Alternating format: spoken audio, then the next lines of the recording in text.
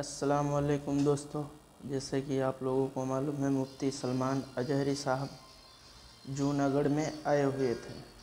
केवल एक ही बात इनने बोली थी, इसके वजह से आज सुबह इनको गिरफ़्तार कर लिया गया। पूरी वीडियो आप लोग देखें। गुजरात में हमारे मुतालिक कुछ एफआईआर दर्ज की गई और उसको लेकर कुछ लोग परेशान, क्या होगा। मेरे अजीजों, तुम क्यों इतने घबराए हुए हो, तुम क्यों इतने डरे हुए हो?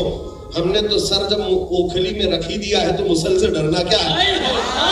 हुजूर पाक सल्लल्लाहु ताला अलैहि वसल्लम की बात कर रहा हूं, किसी और के लिए नहीं।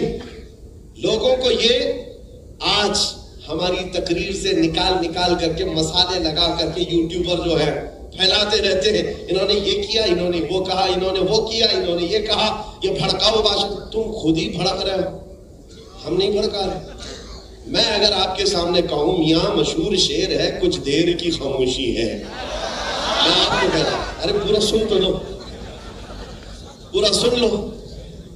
मशहूर शेर है कुछ देर की खामोशी, उसको मैंने थोड़ा सा बदला, कुछ देर की खामोशी है फिर शोर आएगा। आज कुत्तों का वक्त है, कल हमारा दौर है। इस शेर को बोलने पर अब तो आजादी भी नहीं रह गई। जबरदस्ती किसी ने ट्वीट किया और कहा इन्होंने हमारी कौम को कुत्ता कहा। मैंने कहीं कोई लफ्ज कहा ना ही मैंने किसी भी कौम का जिक्र किया, ना ही तुम्हारे गुरु घंटाल का, ना किसी बादशाह का, ना किसी नेता का कहीं जिक्र नहीं किया। तुम खुद ही कुत्ता बनना चाह रहे, तुम्हें क्या? हमने कहीं कोई जिक्र नहीं किया है और ना आज जिक्र कर रहा हूं। मियां अगर कोई कुत्ता कहकर पुकारे, आप क्यों भड़क रहे हो? आपको तो अल्लाह ने इंसान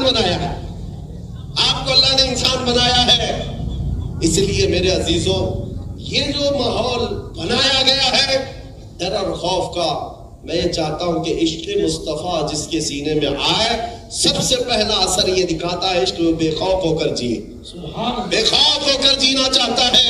ये तो थे आला हजरत जो समंदरों की लहरों में ये ऐलान कर रहे थे। मैं जो बात कह रहा था वो यही है, हालात जैसे भी बिगड़ते जाए, खराब होते जाए, मैं ये कहता हूं तूफान कर रहा है मेरे अज़्म का तवाफ। दुनिया समझ रही है कश्ती भंवर में है, दुनिया समझ रही है कि कश्ती भंवर में है। अरे कश्ती भंवर में नहीं, ये तूफान मेरे हौसलों का तवाफ कर रहा है, तूफान मेरे हौसलों का तवाफ कर रहा है।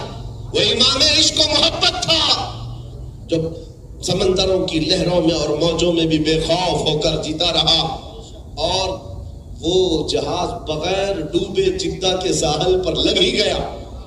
फिर वो बात पक्की हो गई, जहाज चलाने वाले कैप्टन की बात रह गई, हमारे कैप्टन की बात अल्लाह ने रख ली।